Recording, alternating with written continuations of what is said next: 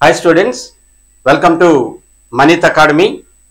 ఈ రోజు DSC కి సంబంధించినటువంటి ఫైనల్ లిస్ట్ అప్డేట్ తోటి మీ ముందుకు వచ్చాను.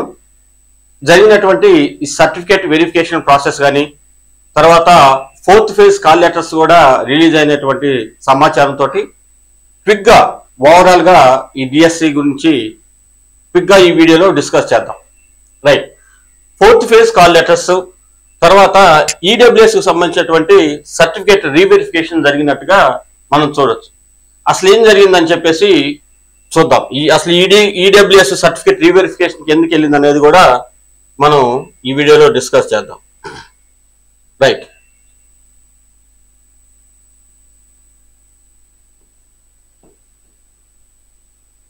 ఈడబ్ల్యూఎస్ సర్టిఫికేట్ వెరిఫికేషన్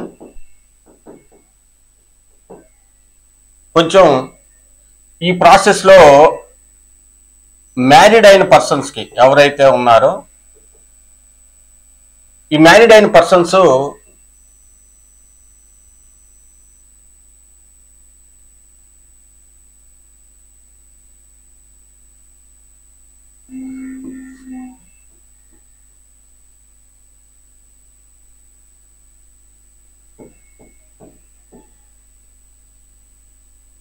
ఈ టూ కేటగిరీస్ లో సర్టిఫికేట్ వెరిఫికేషన్ ప్రాసెస్ జరిగింది. ఈ మ్యారీడ్ అయిన పర్సన్స్ కి ఏం చేశారంటే ఎయిదర్ ఫాదర్ ఆర్ హస్బెండ్ వాళ్ళకి సంబంధించినటువంటి క్యాస్ట్ సర్టిఫికేట్ అడగటం జరిగింది. ఇది బేస్డ్ ఆన్ వాట్ పర్సంటేజ్ అంటే ఈ హస్బెండ్ యొక్క ఇన్కమ్ అనేది 8 lakhs పర్ యానం గాని ఉంటే అప్పుడు రిజర్వేషన్ కేటగిరీ అనేది వర్తించదు ఈ పర్సన్స్ కి. సో అన్మ్యారీడ్ అయితేనేమో ఫాదర్ది సబ్మిట్ చేయాలి, మ్యారీడ్ అయిన పర్సన్స్ అయితేనేమో వాళ్ళ హస్బెండ్ కానీ 8 lakhs పర్ యానం ఉంటే వాళ్ళకి ఈ రిజర్వేషన్ క్రైటీరియా అనేది వర్తించదు. కాబట్టి ఈ ఈడబ్ల్యూఎస్ సర్టిఫికేట్ వెరిఫికేషన్ ప్రాసెస్ లో ఎవరైతే ఈడబ్ల్యూఎస్ ఫేజ్ లో ఎకనామిక్ వీక్వర్డ్ సెక్షన్ లో వాళ్ళు అప్లై చేశారో దానికి సంబంధించిన హస్బెండ్ది కన్సిడర్ చేయడం జరిగింది. అది కూడా వాళ్ళ ఇన్కమ్ అనేది 8 lakhs లో ఉండాలి, విత్ ఇన్ 8 lakhs. 8 lakhs దాటితే ఈ ఈడబ్ల్యూఎస్ అనే స్కీమ్ అనేది వీళ్ళకి వర్తించదు, not applicable.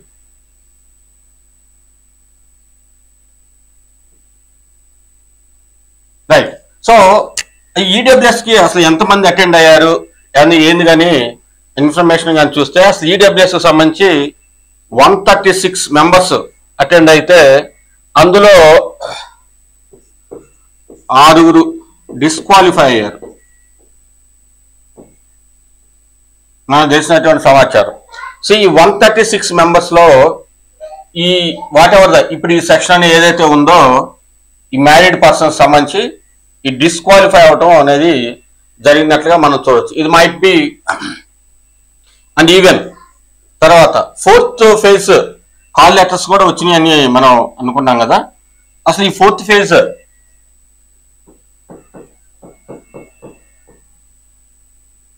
Phase call letters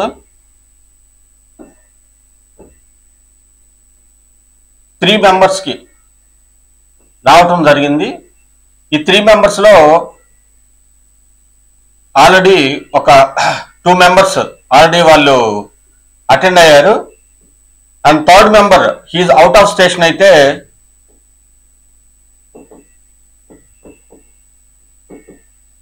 ఈమె కాల్ చేసి సర్టిఫికేట్ వెరిఫికేషన్ కి పిలవటం జరిగింది.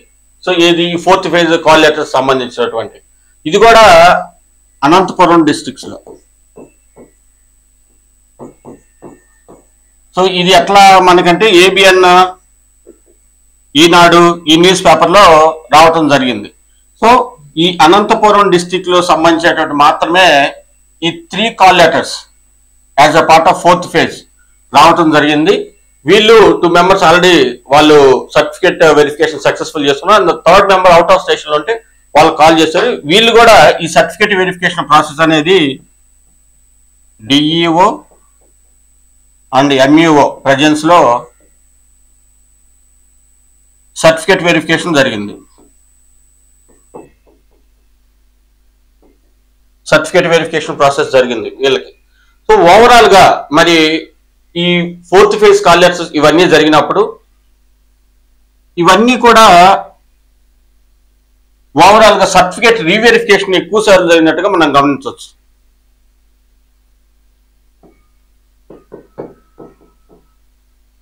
సర్టిఫికేట్ రీవెరిఫికేషన్, ఈ సర్టిఫికేట్ రీవెరిఫికేషన్ అనేది మల్టిపుల్ టైమ్స్ జరిగినట్టుగా మనం చూడవచ్చు. అయితే ఇక్కడ మనం గమనించేది ఏంటంటే పిహెచ్సి క్యాండిడేట్స్ ఎవరైతే ఫిజికల్ హ్యాండిక్యాప్డ్ ఉన్నారో వీళ్ళు దగ్గర ఒక మేబీ ఒక 5% కొంచెం రాంగ్ గా వాళ్ళు సర్టిఫికేట్స్ సబ్మిట్ చేయడం జరిగింది. ఎందుకంటే కొంత పర్సంటేజ్ వాళ్ళు మెన్షన్ చేస్తారు సర్టిఫికేట్ వెరిఫికేషన్ అప్పుడు.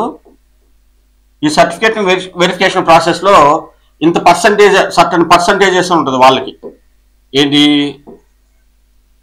వికలాంగులకి.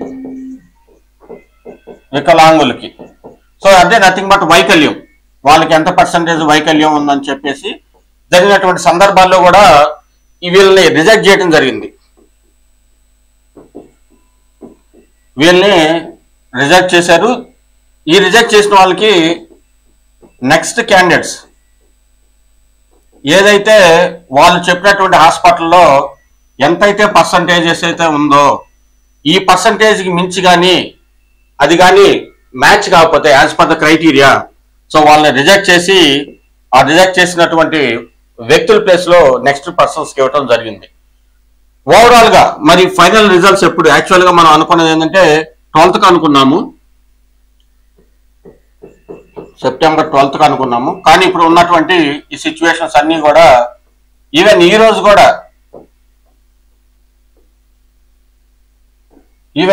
కూడా ఈరోజు ఆఫీసర్స్ అందరూ వర్కౌట్ చేసి ఓవరాల్ లిస్ట్ ని సెప్టెంబర్ 15th ఫైనల్ రిలీజ్ చేస్తారు,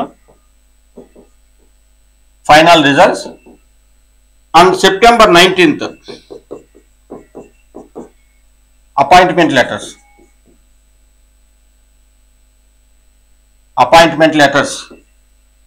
అంటే నియామక పత్రాలు.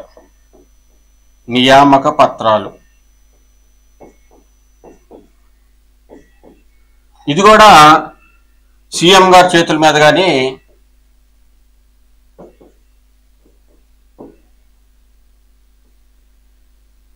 అని చెప్పేసి ఆల్రెడీ వాళ్ళు పేపర్లో కూడా దీనికి సంబంధించినటువంటి ఆర్టికల్లో కూడా వాళ్ళు ఇన్ఫర్మేషన్ ఇవ్వడం జరిగింది.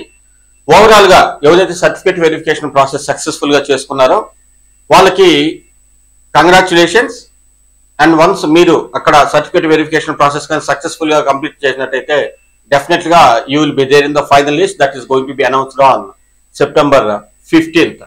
సో వీళ్ళకి సర్టిఫికేట్ వెరిఫికేషన్ ప్రాసెస్ సక్సెస్ఫుల్ గా సెప్టెంబర్ 15th ఎవరికైతే ఫైనల్ లిస్ట్ వస్తుందో వాళ్ళకి సంబంధించి సెప్టెంబర్ 19 సీఎం గారి చేతుల మీదుగా వాళ్ళకి నియామక పత్రాలు అందజేయాలని ఆశించిన రీతిగా 18th దానికి సంబంధించినటువంటి వాళ్ళ ట్రాన్స్పోర్ట్ ఎలా, వాళ్ళు ఎక్కడికి రావాలి, సో వాళ్ళు ఆ ప్లేస్, ఆ వెన్యూ అవన్నీ ఫర్దర్ ఎగ్జాక్ట్ గా వాళ్ళు డిక్లేర్ చేస్తారు. ఫర్దర్ అప్డేట్స్ తోటి మేము ముందుకు వస్తాను. అండ్ వన్స్ అగైన్ ఎవరైతే సక్సెస్ఫుల్ గా కంప్లీట్ చేశారో వాళ్ళందరికీ అడ్వాన్స్డ్ కంగ్రాచులేషన్స్. ఎవరైతే మీకు కాల్ లెటర్స్ కానీ తర్వాత మాకు ఫర్దర్ కాల్స్ కానీ ఏమి రాలేదు అని కొంచెం బాధపడుతున్నారో మీరు బాధపడకుండా మీరు ఏదైతే డిఎస్సికి ప్రిపేర్ అయ్యారో what ever the preparation that you kept for the DSC you can put it the same effort for even for further upcoming notifications like APSC Group 1, Group 2 ఈ నోటిఫికేషన్స్ అన్ని రాబోతున్నాయి. కాబట్టి మీరు ఏదైతే డిఎస్సికి ప్రిపేర్ అయ్యారో ఆ ప్రిపరేషన్ మీరు ఈ గ్రూప్స్ కి మీరు కానీ కంటిన్యూ చేసినట్లయితే డెఫినెట్లీ మీరు అనుకున్నటువంటి విజయాన్ని సాధిస్తారని ఆశిస్తూ ఫర్దర్ అప్డేట్స్ తోటి మీ ముందుకు వస్తాను. Thank you so much.